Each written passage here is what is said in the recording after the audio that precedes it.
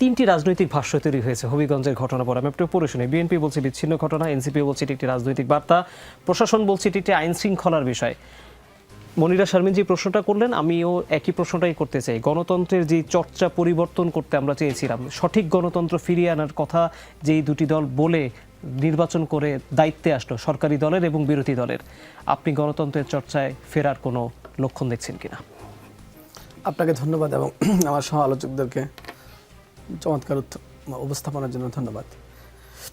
আসলে গণতান্ত্রিক রাজনীতিতে আমরা ফিরি নাই এই কথাটা আমি বলতেই চাই না, কারণ অনেকগুলো ভালো কাজ হয়েছে।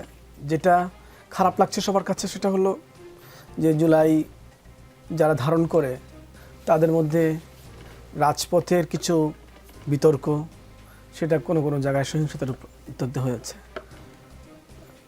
আপনি দেখেন সহিংসতার মাত্রাও আমাদের মানে আগের লাইফের চেয়ে, মানে আমরা যেটাকে 5ই আগস্টের আগে 5ই আগস্টের পরে আমি অনেক পরিবর্তন দেখতে পাই। তো সেই পরিবর্তনগুলোর মধ্যে একটা অন্যতম পরিবর্তন হলো সহিংসতার মাত্রাটাও একটা বড় পরিবর্তন। কিন্তু সহিংসতার তো কোনো লেভেল নাই যে আমি কোনো এই লেভেলে সহিংসতা করতে পারবো।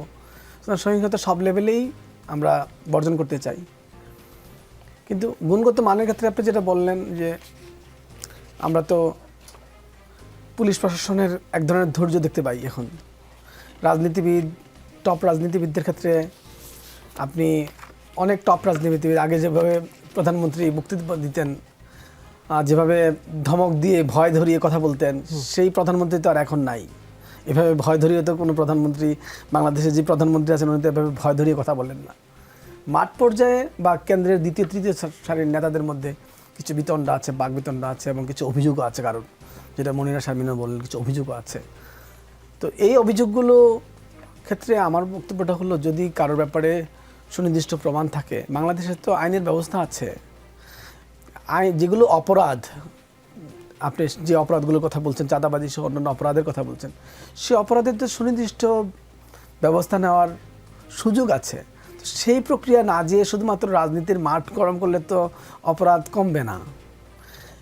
তো সেটার দিকে মনোযোগ দিবে কিনা বিরোধী দলগুলো, সেটা কিন্তু চিন্তা করতে পারে যে অপরাধ কমাতে চায় নাকি দুই পক্ষের মধ্যে জুলাইয়ের যারা পক্ষ তারা সবাই আবার মাঠে রক্তারক্তিতে নামতে চায়। এটা একটা গুরুত্বপূর্ণ সিদ্ধান্ত। আর গণতন্ত্র প্রবেশের ক্ষেত্রে আমি আপনাকে যে কতগুলো উদাহরণ দিলাম, বিরোধী দল এবং সরকারি দলের মধ্যেও কিন্তু ভাষারও পরিবর্তন হয়েছে। কিন্তু যেটুকু খারাপ লেগেছে সেটা হয়তো অনেকে প্রত্যাশা করছে না, এবং যেটুকু হচ্ছে সেটাও হয়তো আমরা প্রত্যাশা করছি না। কিন্তু আগের তো বিরোধী দলের কোনো ধরনের অ্যাক্সেস ছিল না, কিন্তু সেটা তো আর আমরা বলবো না যে আগের বিরোধী দলের চেয়ে এখন বেটার। কিন্তু এখন যে গণতান্ত্রিক পরিবেশ, সেটা কিন্তু আমরা অনেকেই মনে করি যে এখনই কেন এটা হয়ে যায় না। একটা মানে এক্সপেকটেশন লেভেলটা আমাদের অনেক বেড়েছে। কিন্তু আপনি যদি গণতন্ত্রের ভাষা প্রয়োগ করতে চান, স্বাধীনতা দিতে চান, স্বাধীনতা তো সবাই সমান লেভেলে এক্সারসাইজ করবে না। তো কেউ কেউ লিমিটটা ক্রস করবে। তো লিমিটটা ক্রস করলে, আপনি লিমিটটা ক্রস করলেও যে আরেকজন আবার আপনার লিমিট অ্যাকসেপ্ট করবে, সেটাও তো সকলেই করবে না। এটা কিন্তু আমাদের খেয়াল রাখতে হবে। এই জায়গাটাতে আপনি কীভাবে সমাধান করবেন, এটাই হলো আইনশৃঙ্খলা বাহিনী। যারাই লিমিটটা ক্রস করছে, যদি সামাজিকভাবে কারোর বিরুদ্ধে অভিযোগ ওঠে, রাজনৈতিকভাবে যদি কারোর বিরুদ্ধে অভিযোগ ওঠে, কেউ যদি অপরাধী হয়, বিরোধী দলও সেই অপরাধের আমলে নিয়ে আইনগত ব্যবস্থা নিতে পারে, আবার সরকারি দলও সে ব্যবস্থা নিতে পারে। কিন্তু এখন যেই পরিবেশ তৈরি করা হচ্ছে সেটা হলো টোটালি মনে হচ্ছে যেন রাজপথে এটা সমাধান হয়ে যাচ্ছে। কোনো চাঁদাবাজ কি রাজপথে সমাধান হবে? কিন্তু আবার যদি আপনি সে যদি চাঁদাবাজ না হয়ে থাকে, আপনি যদি রাজপথে তাকে কলঙ্কিত করেন, সেটাও কি ঠিক হবে? আমরা তো প্রত্যেকের পারিবারিকভাবে একে অপরের সাথে সম্পর্কিত।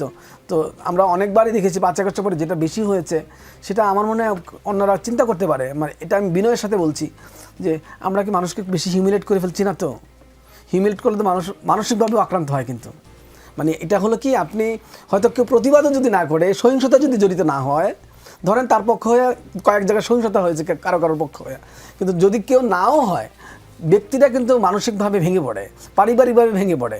তো আমরা রাজনীতির যে নতুনত্ব আনতে চাই, নতুন বাংলাদেশ নির্মাণ করতে চাই, সেখানে কি পরিবার, সমাজ, ব্যক্তিগত সম্পর্কে সব ভুলে যাব?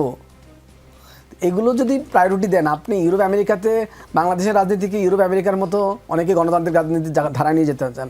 এখানে একটা লিমিটেশন হলো এক্ষুনি সব কিছু চাই, মানে মাত্রাটা যে এভাবে উঠতে হয় পারদটা, সেটা অনেক সময় আমরা খেয়াল করি না। আর দ্বিতীয় লিমিটেশন হলো ইউরোপে আমেরিকা কিন্তু মানুষের ব্যক্তিগত সম্পর্কগুলোকে খুব সম্মান করা হয়, পারিবারিক সম্পর্কগুলোকে খুব সম্মান করা হয়, সামাজিক সম্পর্কগুলো সম্মান করা হয়। কিন্তু তার কারোর যদি অপরাধ থাকে, সে অপরাধটা কিন্তু আইনগতভাবে নিরসন করা হয়। এগুলো যদি আমরা কালচারে ফিরিয়ে না নিয়ে আসি আর শুধু বলি যদি গণতন্ত্র, তাহলে কি গণতন্ত্র করতে পারবো?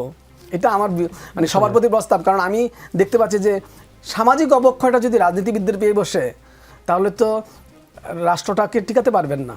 এবং ক্ষমতার মানে কম্পিটিশনটা, ক্ষমতা কাঠামোতে যাওয়ার যে কম্পিটিশনটা, সেটা যদি একটু সোবার না রাখেন, তাহলে আখেরে তো সকলেরই প্রবলেম হবে। চ্যালেঞ্জটা কিন্তু সবার, মানে ওনারা প্রত্যেকে যারা দ্বন্দ্বে লিপ্ত আছেন, রাজনৈতিক কম্পিটিশনে আছেন, কম্পিটিশন থাকবে, কিন্তু কম্পিটিশনে যারা আছেন তারা প্রত্যেকেই কিন্তু রিস্কে পড়ে যাবেন। তাদের চ্যালেঞ্জ কমন, কিন্তু তাদের লড়াইটা দেখতে পাচ্ছি আমি বিচ্ছিন্ন। সে কারণেই বলছি যে আগে রাজনৈতিক সংস্কৃতি পরিবর্তন করতে হলে সামাজিক সংস্কৃতি পরিবর্তন করতে হবে। পারস্পরিক যে সম্মানবোধ, এইটা অ্যাভয়েড করা যাবে না কোনোভাবেই।